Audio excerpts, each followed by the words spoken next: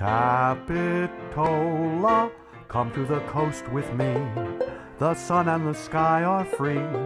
We'll play in the sand and sea. Capitola, paradise you'll adore. I'll take your hand there on the sand along the shore. We are here with Jim Hobbs, who has lived in the Capitola, Soquel area for many years. He's going to talk a little bit about his family history in the area and also his own memories of growing up here. So Jim, thank you so much for being part of the Capitola Memories Project. Well, my pleasure. Thank you for the invitation to do it, and I'm happy to be here. All right. Well, tell us first a little bit about your family history in the area. Well, my family history goes back quite a ways in the area, and I think like a lot of family histories, it was probably a series of rather unfortunate events that landed us here. But my great-grandmother, Mary Elizabeth Capon, was a wealthy young woman living in Connecticut, and she was born in 1840, and she was betrothed to a young man who wound up a lieutenant in the Connecticut Volunteers in the Civil War, and he was captured, wound up in a Civil War prison, and unfortunately did not make it out. So she found herself at the end of the Civil War a 25-year-old woman without many prospects for marriage and stuff like that. So she wound up marrying a man about 20 years her senior, who already had 4 children, and he wanted to come to California. So they made their way to California, and she had 3 more children, and they settled in Santa Ana. And in 1877, she found herself a widow, and fortunately for her, her sister had been married to a man named William Ryder Wilson, who came across the plains in a covered wagon. I actually have his journal of doing that. It's a very interesting document. And he had been widowed, so they had met previously, and he contacted her and said, well, you have 4 children who need to be taken care of, and I'm up here in Soquel, and I'm a widower.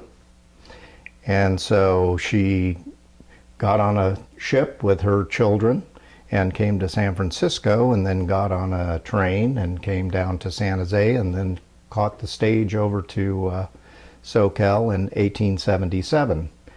And my grandmother, Winnie, was 3 years old at that time, and the family's been here ever since. Well, your family goes back quite a long ways then. Is that on your mother's side or your father's side? Yes, on my mother's side. And Winnie arrived here as a 3-year-old, and I have a little bit of documentation that she wrote talking about life in Soquel in those early days. Apparently, you know, it was a logging town when she was a child, and there were more loggers and saloons than pretty much anything else. So it was an interesting place to grow up, but she eventually wound up being a teacher at Soquel School and taught there for many, many years. And my grandfather arrived here from St. Louis and fell in love with the old school teacher. She was 41 by then, and at that time apparently you could not be a school teacher and be married, so she had not married until then. And my grandfather was looking for land and bought land up on Cherryvale and got himself set up with a cherry orchard, and married my grandmother, and then my mother was born, and so we all have been on Cherryvale ever since and thought it was a pretty wonderful place to live. What are some of your earliest memories growing up there in Soquel? Well, my earliest memory, of course, was, you know, hanging around with the family on Cherryvale, but the major event that I can remember was the 1955 flood. I wasn't very old. I was born in 1952. But the flood came right through the back of my grandfather's cherry orchard, which is where we lived at the time. And I remember going down there following my grandfather, and of course he was surveying what had happened to his orchard, and all of the trees were had a lot of mud around them that he had to dig out in order to keep the trees alive. But I remember I deviated from walking directly behind him and wound up sinking in the mud and shouting for my grandfather, who had to come running. And as it turned out, I wound up leaving my boots in the mud, because he got me out, but he couldn't get the boots, so he carried me back up to the house.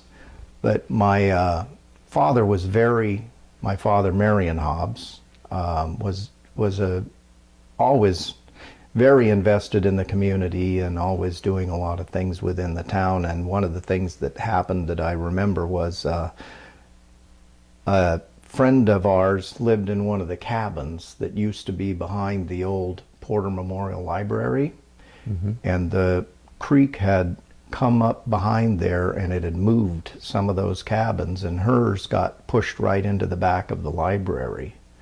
And so we had to go down there and help out slogging out all the mud and trying to get her place livable again. Did you continue to live in Soquel for quite a long time? Yes. Actually, my mother was born and passed away on the same piece of property up Cherryvale. I, of course, in my later teen years, was tremendously bored with this. Nothing was happening that was exciting enough, and so I had to get out of town and go find some other things. And of course, by the time I was 25, I was trying to figure out how I was going to get back. But I spent a few years in the Navy.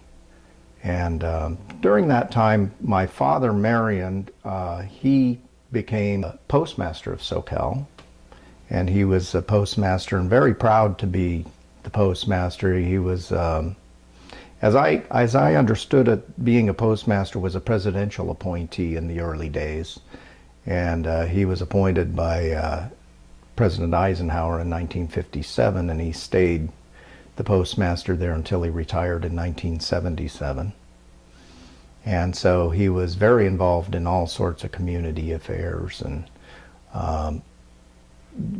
actually, my father was very loved in the community, and there's a little plaque about him down in the little park behind the post office.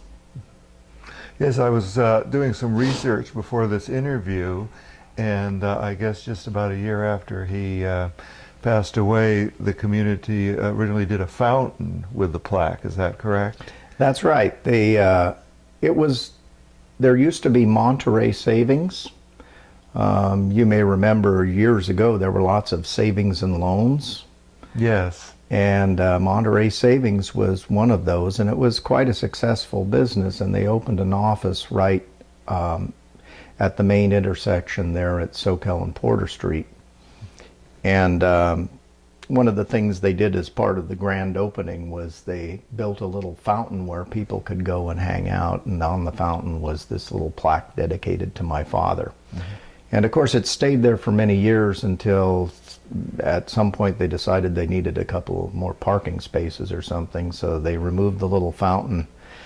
And I just happened to be riding by on my bicycle that day, and when they were demolishing the fountain, and I went in and I said, hey, there was a plaque on there.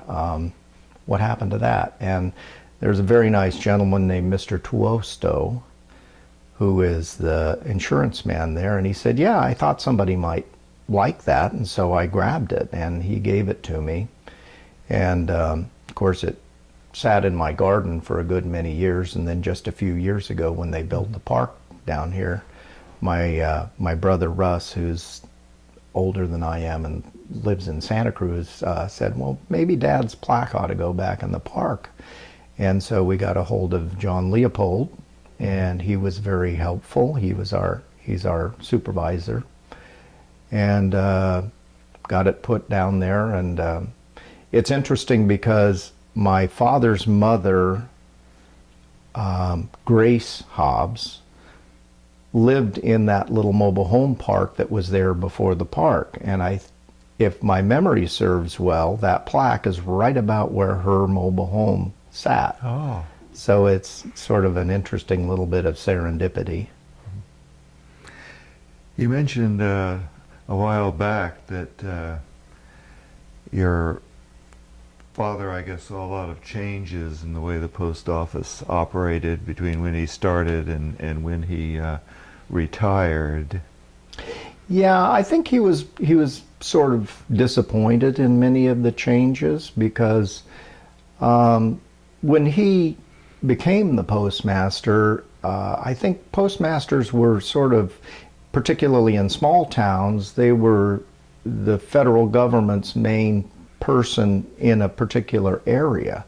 And I think he took those responsibilities very seriously. And he enjoyed being, you know, the postmaster, the main federal guy in town. And of course, then things changed where they sort of decided they were going to privatize it. And they created the United States Postal Service, which was a sort of a quasi-federal agency. And it sort of lowered the status of the job, I think, and he kind of felt like it was more like you were managing a franchise store or something rather than being an actual government person. And I read that he was involved with the Soquel Merchants Association and the Kiwanis Club, and was involved with the Soquel Pioneers. And my father was involved in everything. He was the president, the secretary, the vice president, the member of whatever organization happened to be in town. He was on the water board when they started the water company with the Izants and the, you know, all the other people who were doing things around Soquel. And he loved that. He really enjoyed the community of Soquel, and he just loved being active in whatever happened to be going on down there. one of the old events that I remember from Soquel was the Soquel-O-Rama. The Soquel-O-Rama was our favorite thing. As kids, it was when the whole town opened up and you could just run around and do all kinds of great things. It only ran for a few years, and I was not very old when it actually ended up. I think it was about 12 at the last Soquel-O-Rama. But they always had the kiddie parade where we all put on costumes and we paraded down Soquel Drive, and you know, that was a really big deal to be able to walk down the middle of town in your little costume. And they had contests, and I think I took a couple of places somewhere along the way, but it was quite an event. And one of the big deals was always that my father loved the Watsonville Band, and the Watsonville Band always came and played in the parade, and the Soquel High School Band. And you know, after Soquel High was built up there, the Soquel High Band always played, and the Santa Cruz High Band always played. And you know, all the old cars and fire engines and all the normal kind of stuff that a small town parade has, and we just loved it. And originally they set it up sort of behind the Soquel Lodge. There was an area back there that was usable for, they had a big tent, and there was always a Soquel. I think my sister was never actually made the queen of the Soquel-O-Rama, but I know she was a princess because I had pictures of her being one of the princesses. And that was Janet. She's 10 years older than I am, lives in Southern California. But we, you know, it was just a great time to have a lot of fun and be with all your friends. And I think we were all kind of disappointed when it sort of ended, but it pretty much ran its course, I think. Tell us a little bit about going to school in Soquel. Well, my family has a long history in Soquel School District because, as I mentioned before, William Ryder was a school teacher. The earliest mention I found of him was in the old Santa Cruz Surf newspaper in 1861 9, I believe it was, he was teaching at Mountain School. And Mountain School had only recently opened. And then eventually he wound up teaching in Soquel School, and I believe he was the principal, and I know he was on the board of Soquel School. And so my grandmother, Winnie, sort of followed in his footsteps, and she taught at Soquel School for a good many years. And also I know that she taught in a Mesti school for a good many years. I have a couple of photographs of her with her classes, and it's pretty interesting because talk about multicultural. You know, it looks like there were probably little Japanese kids and Filipino kids and, you know, Hispanic kids and all of that in there. And they showed up to school exactly how they looked when they were out working in the fields or whatever. And so she had a pretty large class. And of course, I went all through Soquel School, and then back in those days, Soquel School only went from kindergarten through 4th grade, and then from 5th grade through 8th grade, we went to Capitola School, which was a big jump. You know, it was a big deal to get out of Soquel for us little Soquel kids. And I had, I think, a pretty wonderful education. We had some really great teachers. Of course, you know, like you have teachers who are wonderful and some who aren't so wonderful, but you know, I was fortunate to have Miss Woolsey, who was sort of a local legend in Soquel. I know in my class there was one young man, Frank Malang, who had a liquor store here in Capitola for a good many years, but his father had Miss Woolsey when we were there. And then I got to go to parent-teacher conferences for my son Tom. So there was at least 3 generations of kids who were in Miss Woolsey's class. And she was a wonderful, rather elegant woman. In my memory, she may have not had been nearly as tall as I thought, but I thought she was very, very tall. Of course, she always had a tall hairdo, and she was always very well dressed, and we all thought she was a wonderful woman. And I was smack dab in the middle of the baby boomer generation, so the classes were very large.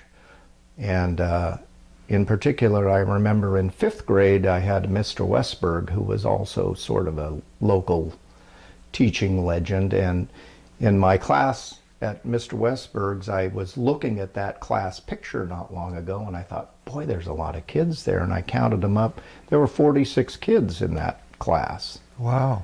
And, you know, my sister taught school for many years, and I think if she ever had 46 kids, she probably would have been tearing her hair out. But Mr. Westberg was a force to contend with, so he handled it rather admirably, I think. Miss Bassett, nobody wanted to be in Miss Bassett's class because she was so stern and straight. You couldn't, you know, make any noise or anything like that. And then, of course, in 4th grade, I had a woman named Mrs. Logan. She became Mrs. Payden. I think she remarried while we were there. But she was young, and she was very pretty and kind of dark and exotic. I believe she was Greek, and I think some of us little boys probably had a terrible crush on her. But she was lovely, and she stayed there a good many years. She was another teacher that my son had when he came up. And of course, some of the other local favorites from the Soquel School were Elmer Morden was a bus driver for so many years, and we all liked to be on Elmer's bus because he was always kind of jovial, and he played music that we liked. And Elmer was also he took tremendous pride in keeping the yard at Soquel School just lovely. And my mother said she'd often see Elmer out there on weekends taking care of things that he couldn't get to during the normal week, and he didn't get paid for that. He considered that his schoolyard, and he wanted it the way he wanted it. And he was an old retired Navy guy, and things were supposed to be the way they were supposed to be. So Elmer's he was a favorite of everybody, I think. Now the Capitola School, that's where New Brighton Middle School is now, Yes. correct? Yes, and before that it was an airport. Yes. And so, you know, I remember hearing stories. I don't know that I ever saw any airplanes come and go, but I know when they built the school, I think it was about 1958 or 60 or something like that. There were still a little bit of remnants of like an airfield or something there. Oh. But Capitola School was, you know, I got to ride my bicycle all the way from Soquel to Capitola, and then, you know, after school sometimes I'd go down to the beach and whatever. So that was pretty big stuff for a kid, you know, and the teachers there, you know, like I say, I had Mr. Westberg. He was wonderful. I remember homeroom Mr. Schmidt. Mr. Schmidt was a stern guy, and, you know, I was not always as well behaved as I should have been, and Mr. Schmidt and I had a few go-arounds, but we had John Urbanic was the band teacher, and I was always in the band playing the drums, and you know, it was a pretty wonderful education and a great place to grow up. Your latter grades there, 7th and 8th, did you move around from class to class, or how did that work? Yes, yeah. When 5th and 6th, you were still in the old situation where, you know, you had one teacher who taught everything, and then in the 7th grade they start moving you around from class to class. So there was a young man, Molinari was his name, and he was an English teacher, and he drove a Lotus Elite, which I thought was just the coolest car I'd ever seen. It was a little yellow car, and it was a tiny little thing, and we were just thrilled to watch him drive up in his little Lotus Elite, because that was about as exotic as you could get, I think. Had Mrs. Masters, had Mrs. Van Cleek, and I didn't do particularly well in math, and so that was always a trial for me in school. I did pretty well in English and stuff like that. But What were your best subjects? well, English and band, I see. probably. You know, I always enjoyed, I remember when I was in 8th grade, the British invasion had happened, and of course we were just thrilled with all of this music that came along, you know, the Beatles and the Rolling Stones and the Kinks and all of that kind of stuff. And so I was driving everybody crazy playing the drums constantly, and I ran into somebody not long ago, and they were saying they lived across the valley from me, and they could always tell when I was home because they could hear the drums all the way across the valley.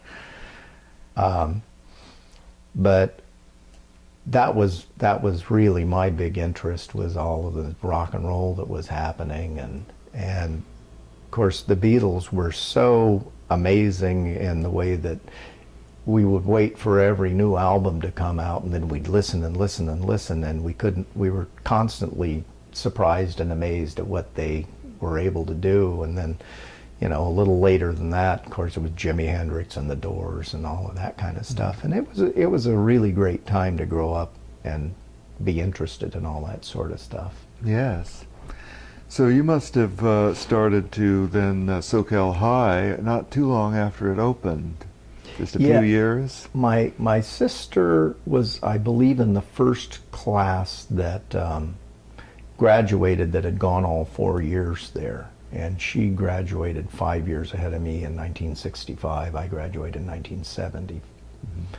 And so I was there right through the middle of the late 60s, which was a pretty interesting time to be in high school, and a pretty interesting time to be just a little ways south of San Francisco and Haight-Ashbury and all of that sort of stuff.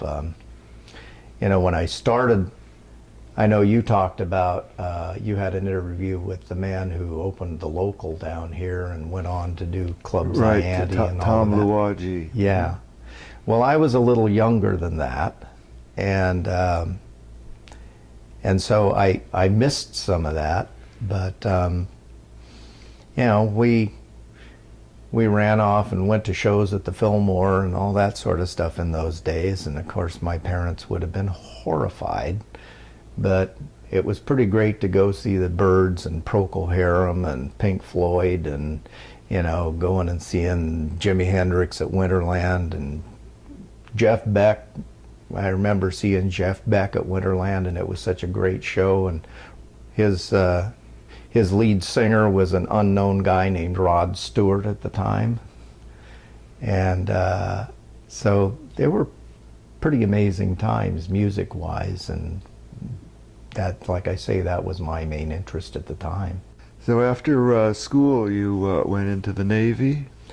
I did. Well, I married young. I had my first son when I was 18 years old. And so I got married and I went to work, and I worked down at right next to the Holiday Inn at the Gulf Station on Ocean Street, and for quite a while. And then I went to work for the city of Santa Cruz. And at some point I was just fed up. Actually, it was when I was about 21. I was working at the city garage, and I've told this story to my brother. I was the young guy, and the young guy gets all the choice jobs, and it was a great job. You know, working at the city garage was a wonderful job. And the man that I worked for, Shea Gilmore, was a great guy, and we got along really well. But being the young guy on the crew, you get all of the choice jobs, and one of the choice jobs is we had the whole fleet of garbage trucks that we took care of down there. Well, on a fairly regular basis, a garbage truck will blow out the O-rings in the back that push all the garbage out of the back of the truck into at the dump. And somebody's got to go in the back of the garbage truck and fix that O-ring, and it is not a nice place to be. I would imagine not. And there is no way that you can clean out the back of a garbage truck to make it a nice place to be. And it just so happened that right after my 21st birthday, I received my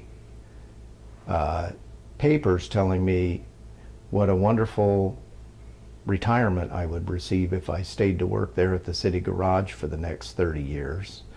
And it was one of those days when I had O-rings go out in a garbage truck, and I was working the night crew, and it was cold and it was wet, and I'm in the back of a garbage truck saying, I can't do this for 30 years.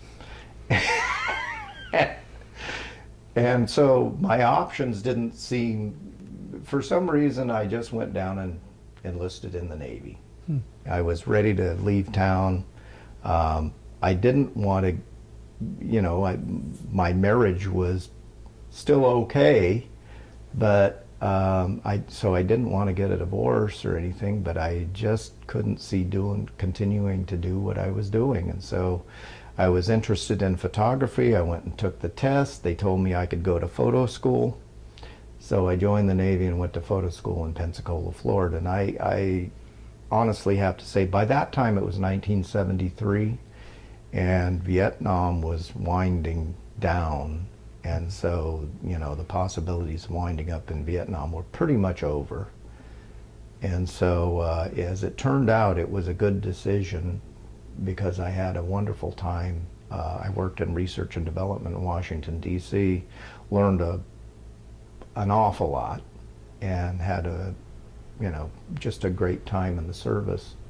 Worked with some very interesting and wonderful people. It was a very interesting time to be in Washington because as I arrived there, the Watergate hearings were just beginning, and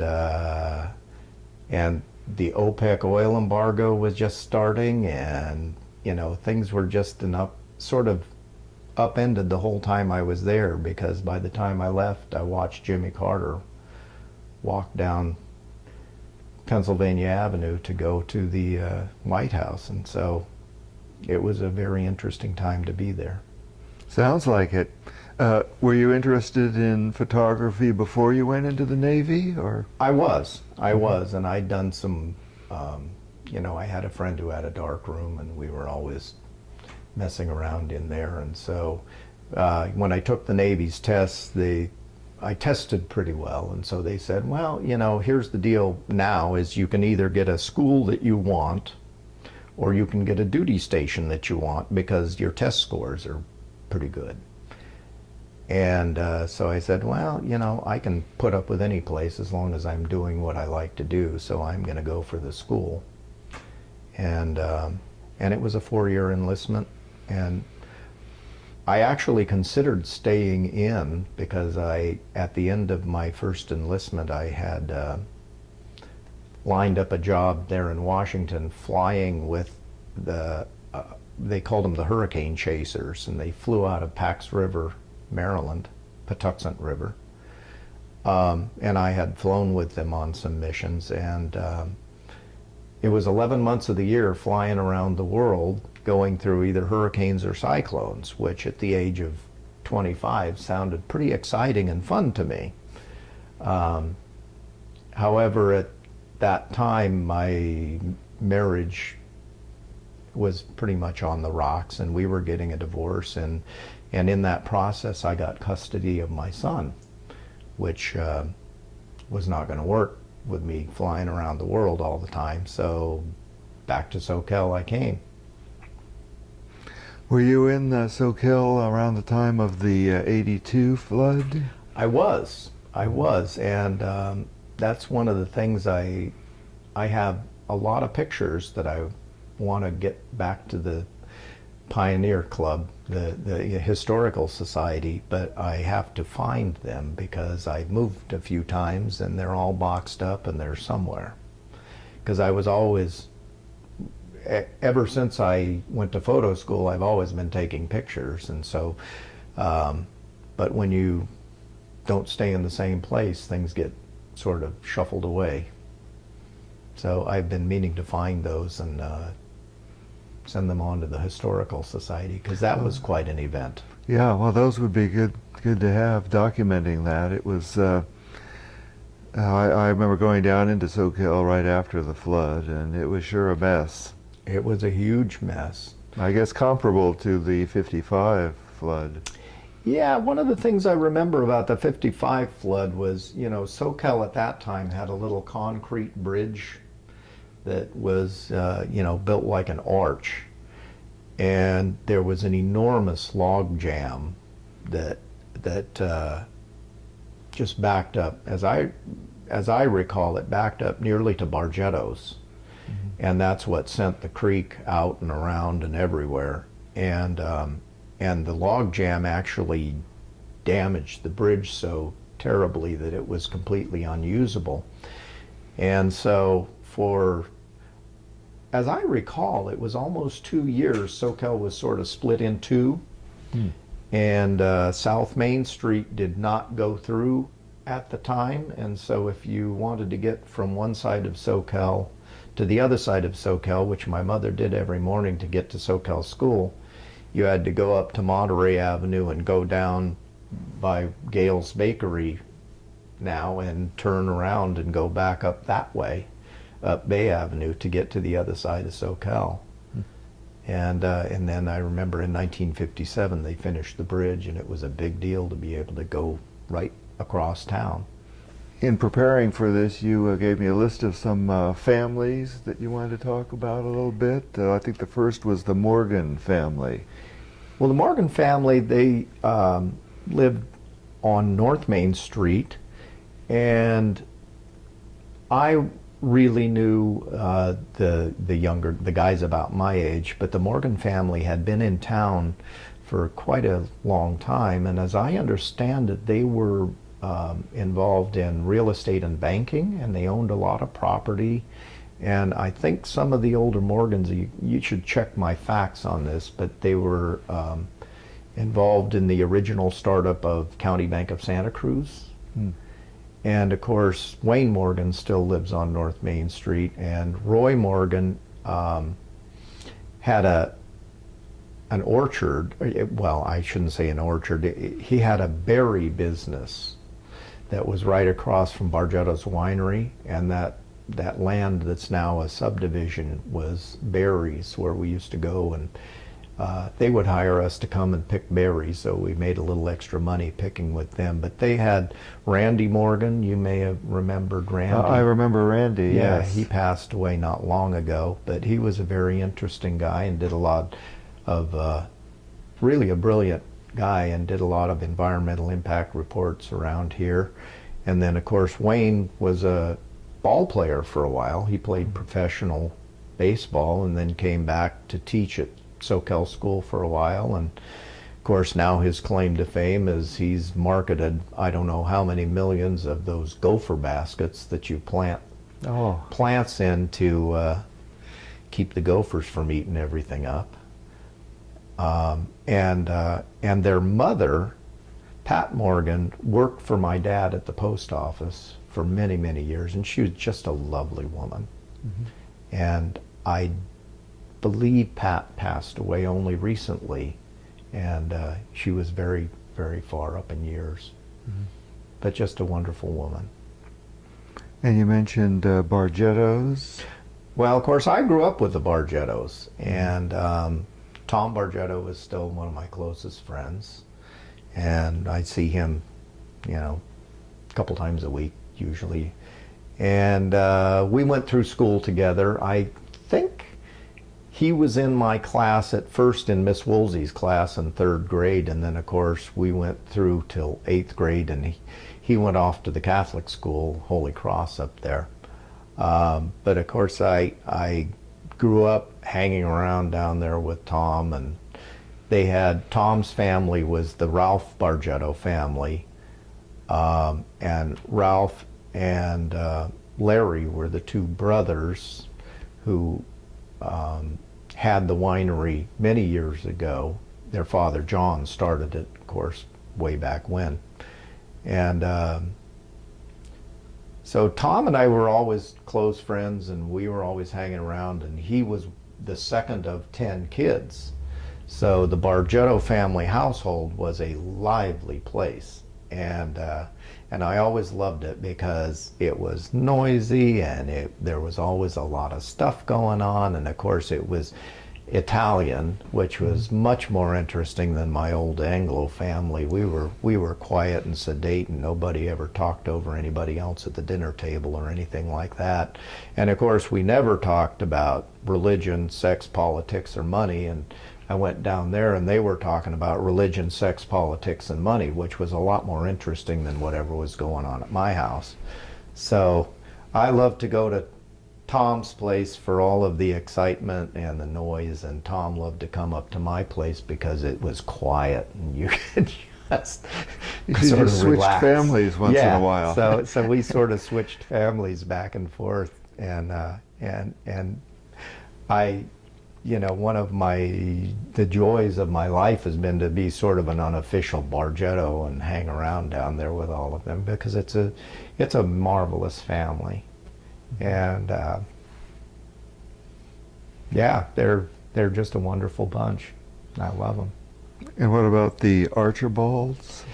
The Archibalds were interesting. My grandmother, Winnie, was born in 1874 and she died in 1973. So she had a good long life, and her lifelong friend was Myra Archibald, who lived right up the street in Cherryvale. And Myra and Winnie were old-time WCTU, Women's Christian Temperance Union, straight-laced as they come, and they just,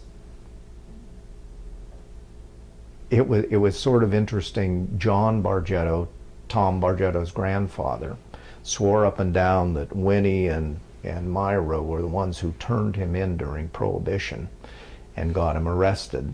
And so I got to hear about that as a kid, about your grandmother turned, and all of that sort of stuff. But it's a great story because as it happened, the sheriff, this is the Bargetto side of the story, is the sheriff at the time was Beauregard. And of course, Beauregard's an old French family, and they liked wine. So Beauregard shows up and says, "Hey, John, I got these complaints about you with your wine down here. And, you know, I hate to do it, but I got to take you in." So the way the story went was they took a couple of jugs of wine and they went down to the sheriff's office and they played poker all night. And then he came back and everything went back to the way it was to begin with. And I don't know the truth of that, but I love the story. And then these other families I haven't heard of, Perettos or something like that? Yeah, the Perettos. Eddie Peretto owned the little 5 and dime store. You know, Soquel back in those days was before the days of franchises and big box stores and all of that. And all the little stores were, you know, the normal commodities that everybody needed. There were 2 grocery stores. There was the shopping bag, which was up across from the Congregational Church. And the Peretto family owned the 5 and dime, and that was in the building that's now the Ugly Mug. And, you know, you think, what an interesting little building, because when you go in there, it's not square. And I think originally when they started it, they lived in a little apartment on the top of it. And if you look at that building, it looks kind of like a boat. And they just seem to have all sorts of stuff in there. And I would go in there as a kid. And Eddie Peretto was a really nice guy, a World War II veteran who had lost a hand. And so he had a artificial hand that, you know, we always had to look at as kids and went, wow, that's something. But they had, their children were more my brother's age, so, you know, I didn't really have a lot of contact with them, but I'd go in and see Ed Peretto every day, and, you know, he was always really nice to me, but he'd get tired of me, and then he'd give me a Jolly Rancher and say, "Okay, get out of here." And another one was the Finta? Yeah, the Fintas owned the pharmacy. And the pharmacy was in the building that is now the bagelry. Okay. And it was an old-time pharmacy, had a nice soda fountain in there, and you could go in there and get a cherry Coke or a malted milk or whatever you wanted. And they had a great big stand next to the soda fountain where all of the comic books were, and they didn't, unless you messed them up bad, they would not be mad at you if you'd sat there and read a comic while you were drinking your Coke.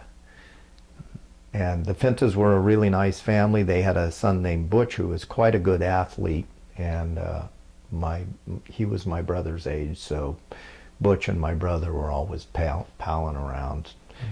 And I think they started the local car club in the late 50s, which was called the Road Runners. And they, you know, as a kid, all those guys were so cool because they had these red Letterman's jackets that had on the back of them there was a Road Runner bird, like the cartoon bird, and they had the Road Runners.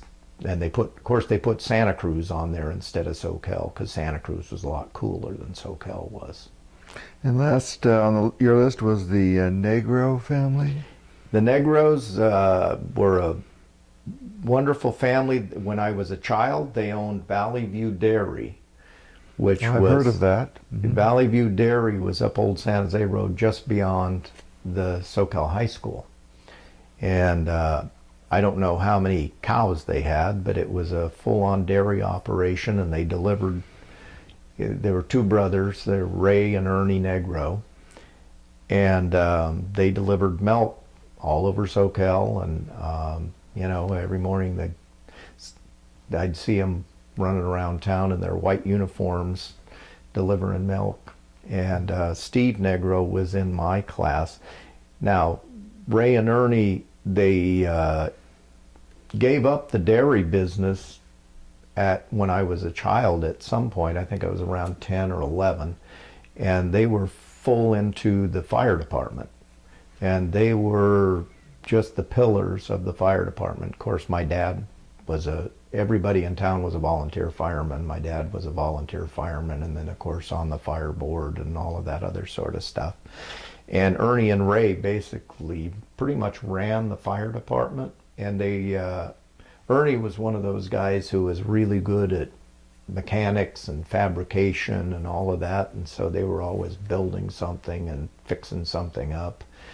And Ray, I went to he went on to become some sort of a regional fire chief or something like that, and I went to his memorial service sometime, I think around 1990, and he was sort of the last of his generation, and it was up at the funeral home above Benito's funeral place. Boy, at his memorial service, there were so many fire trucks and firemen there. I thought, if there's anything happen in 3 counties, nobody's going to be there to do anything, because those guys are all here. And he was a beloved guy. And his son, or Ernie's son, Steve, was in my class. And of course, Steve, we knew in 2nd grade that Steve was going to be a fireman, because he was never interested in anything else. And if he wasn't at school or something, he was at the firehouse. And as it turns out, Steve wound up being the fire chief of Monterey. And he's still a consultant. I do some Red Cross volunteering, and I ran into him up at the Lake County fires, because he's retired, but he still does consultant work on extreme fire cases, and so he was up there. Well, you must remember Maddock's Bakery. Oh, absolutely.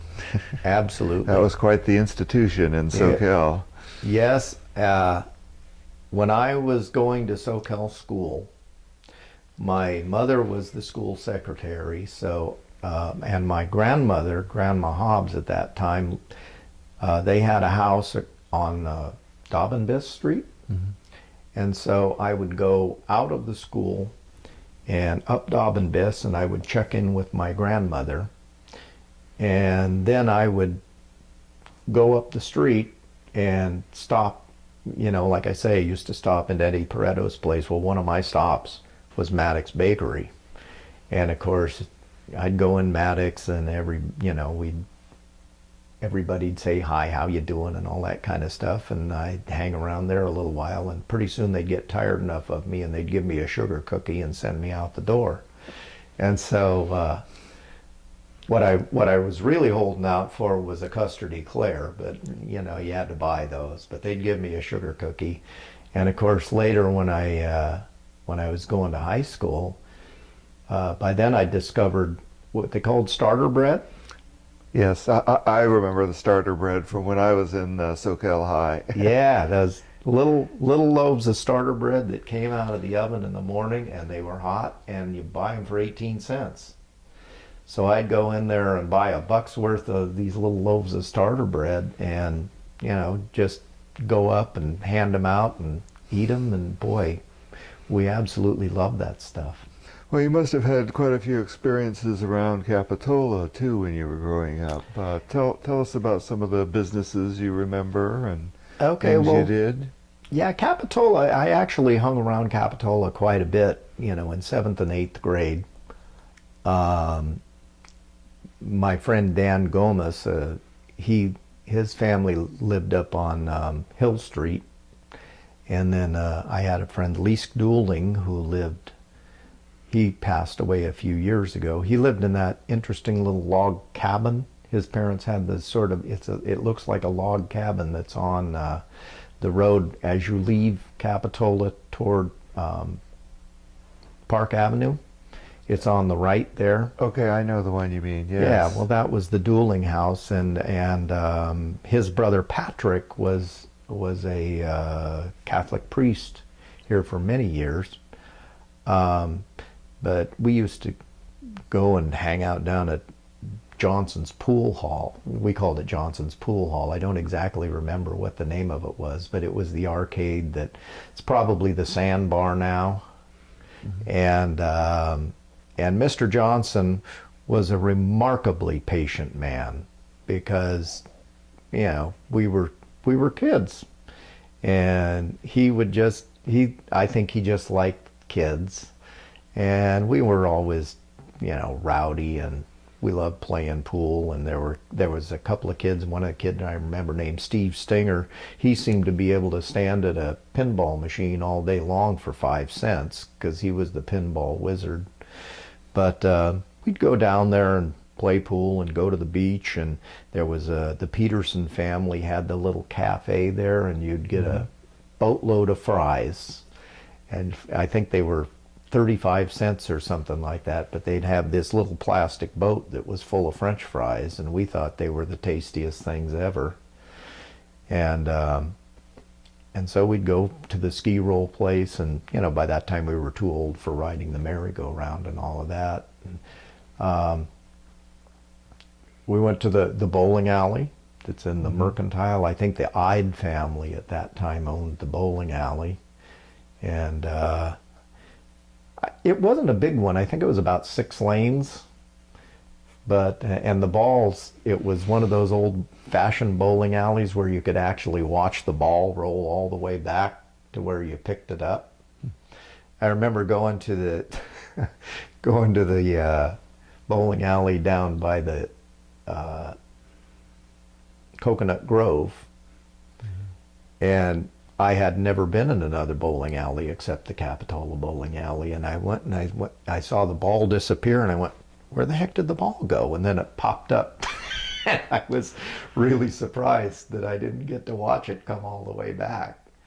But, you know, that's, I guess you're really kind of a country boy when that kind of stuff surprises you. But there was a little store called Nusbaum's, and the Mrs. Nusbaum was always very pleasant. What kind of store was it? It was a grocery store. Okay.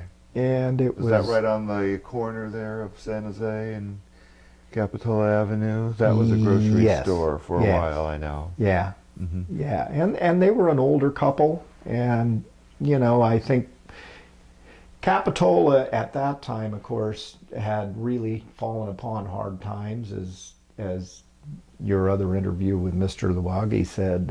You know, the beach had gone away because of the jetty, and we were, you know, Capitola was very fortunate that there weren't any big storms at that time, because I think it would have just really hammered them. But the town was just struggling along. There wasn't a whole lot going on. So this would be the kind of the mid-'60s, right? Yeah. Mid to late 60s. Yeah. Yeah. I was about 1965, 1966. And I don't remember exactly when they put the jetty in down there that recaptured the sand, but it definitely saved the town. But Capitola was just struggling along. We went to the theater. You know, it was a great place to go see a couple of movies for not too much money. And at that time there were 4 theaters in the area. There was the Del Mar, which was, as we thought, was extremely elegant with all of it. It was huge, and it had upstairs seating, and then there was the Rio, and then there was the Capitola Theater, and then there was the Soquel Osakalis, which was now is the Hope Church right below where Soquel High is. But that was an old theater when I was a kid, and it was the theater you could go for 25 cents on a Sunday afternoon and see movies that may have been 5 years old or whatever. Well, what about the drive-in? Was it here yet? Oh boy, yeah, the drive-in was going, and of course my parents didn't go to the drive-in, so I never really got to go to the drive-in until I got to high school and got my own car. And interestingly enough, my first car was a Giant. It was a 1949 Mercury, and it was a 4-door. It was just like the one James Dean had in Rebel Without a Cause or whatever, except it was a 4-door with the back doors open backwards. And of course it was, we thought it was just the coolest thing going and in those days. And you could fit, all of your friends in it and some in the trunk to go to the drive-in, which we did on a fairly regular basis. And of course on those trips we always found the bumpiest roads we could find while the guys were in the trunk. Did they charge by the person when you went in? Was that yeah, the they deal? charged by the person. So, I remember one night we got 3 guys in the trunk and they so they were in the trunk, so they had to go buy the pizza. So, and it was a lot of fun, I remember they always showed all of those crazy movies at the drive-in, the old werewolf movies and all of that stuff that you didn't pay any attention to anyway because everybody was running around being goofy. Did you ever go fishing in the creek or in Capitola in the wharf? I did. I was never any good at it. I think the fishing gene has escaped my family. My uncle was a great fisherman, and I remember going fishing with him, and he'd pull in one after another while I was sitting there waiting for something to happen. And but there was a lot of fishing in Soquel Creek when I was a kid, and I remember there was a fella, the Sakamoto family. They lived up on Old San Jose Road somewhere, and Forrest Sakamoto and his younger brother Butch, I think Butch still lives up there. Those guys seemed to be able to catch fish anytime, anywhere, and I remember sitting at the one particularly nice fishing hole that was just this side of the old Seventh-day Adventist camp.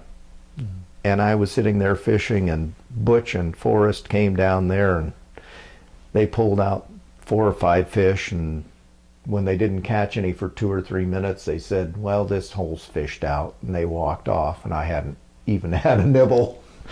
So fishing, I could fish, I could just never catch. Oh, well, yeah, it's kind of nice if you catch something. Yeah. One of the things in our current exhibit at the Capitola Museum is a little display about the disco department store. Disco was a big deal. It was definitely the biggest thing that hit Soquel and Capitola for quite a while. And as, of course, disco is now Nob Hill. But at the time, that whole building was one big store called Disco. And it was as I understood it, there were actually several smaller businesses that made up the whole. And it was kind of under the umbrella of Disco. And I don't know if that's true, but the back part was a supermarket. And of course, that was new to us. We didn't know what a supermarket was. I mean, we had our 2 little grocery stores in Soquel. And to my mother's credit, she stayed loyal to the grocery stores in Soquel until they closed. She wasn't going to be, dealing with any of these out-of-town upstarts. But there was in the front there was a donut shop, and there was a auto parts section, and there was a sporting goods section, and there was of course, where I loved to go was the record section. I remember the record section. Yeah, and I remember they had small appliances, and they had those great big console stereos by Curtis Mathis, where you had the television and the radio and the record player all in this, at what I thought at the time was an elegant looking wooden cabinet. And of course my dad would never spring for one of those. Oh well. Do you think disco, I know a lot of businesses were worried when disco went in that people were going to shop there and that it would put them out of business. Do you think that happened in some cases? Well, I don't think it helped any of them. There was Ham's Appliances in Soquel early on, which is,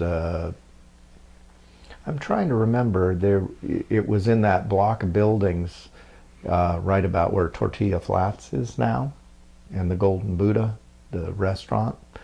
And I think disco probably did hurt their appliance business. I remember over here in Capitola there was a little appliance business, a guy named Tony Zero, and my dad always went to see Tony Zero. And Tony Zero was an old Jewish fella, and he was a talker, and it was almost impossible to leave Tony Zero's business without buying something. I think he thought it was bad juju or something if he let anybody get out the door without buying something. Now I remember he had a place on Portola. Right. Is that what you're talking about? Yeah. Okay. Right about where the point is.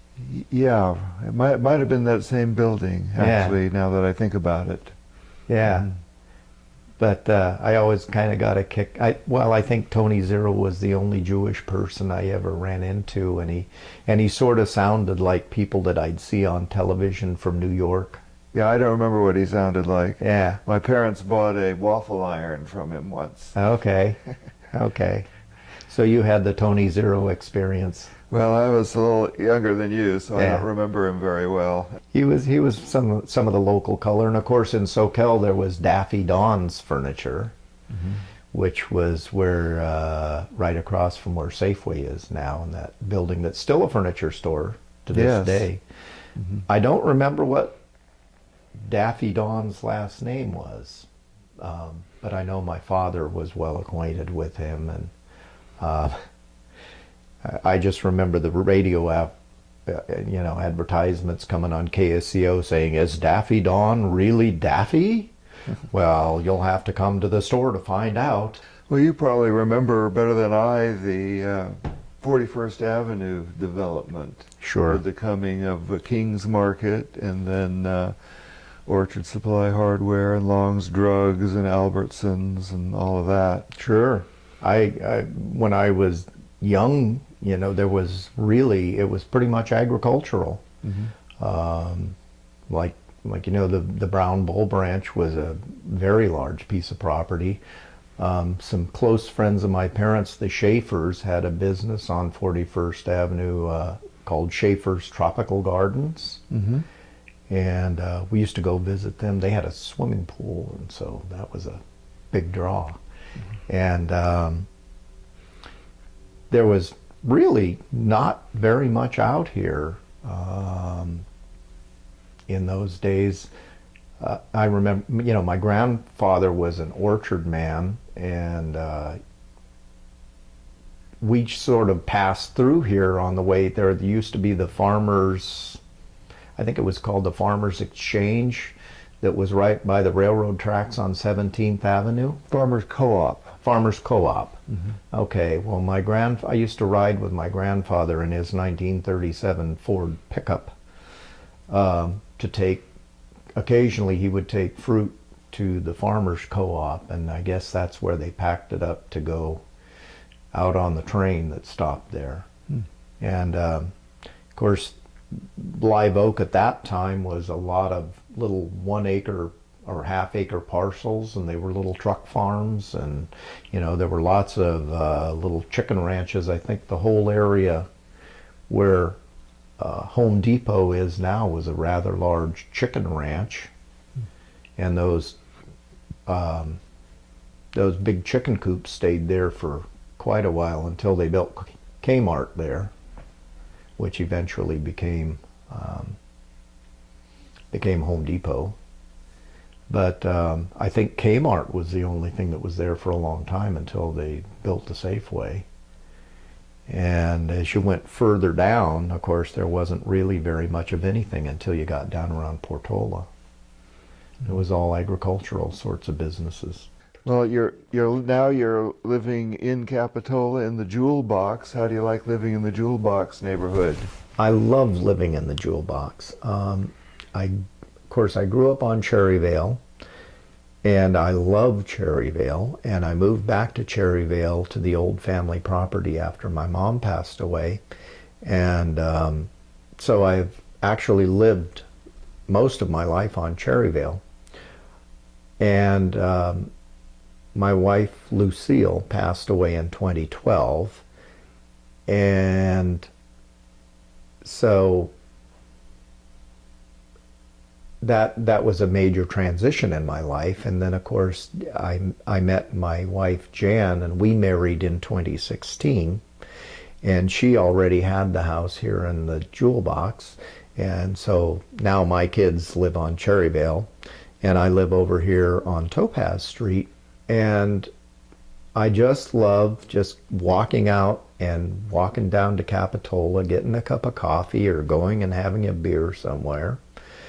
And the other thing that I really love about it is I have never lived in a close neighborhood before. Well, I take that back. In Washington, D.C., I lived in a pretty close neighborhood, but it was a black neighborhood. I was California bred back then, having red hair and all of that, which I don't have anymore. But here, the houses are close by. We all walk around and walk our dogs, and we all talk to each other, and it's just such a lovely neighborhood. And it's been really fun getting to know my neighbors close by. And you know, sometimes people will have a little get-together and all the neighbors get together. I went to a party last week for a one-year birthday. And it's just so nice. And Cherryvale is wonderful, but the houses are far apart, and we sort of, most of us have sort of waving relationships as the cars go by. And so, you know, we'll get together occasionally for some big issue, but it's just nice to be in a neighborhood. Sounds like it, yes. Yeah. Well, Jim, thank you so much for being part of the Capitola Memories Project. Well, thank you for the invitation, and I've enjoyed telling what stories I have.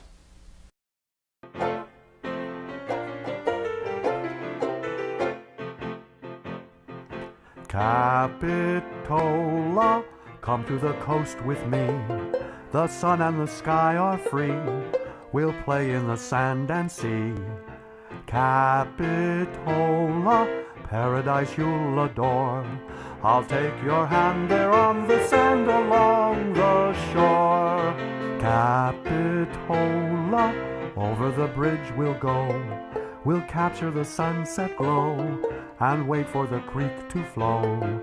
Capitola, sway to the ocean's roar. Beside the strand we'll hear the band down by the shore. Capitola.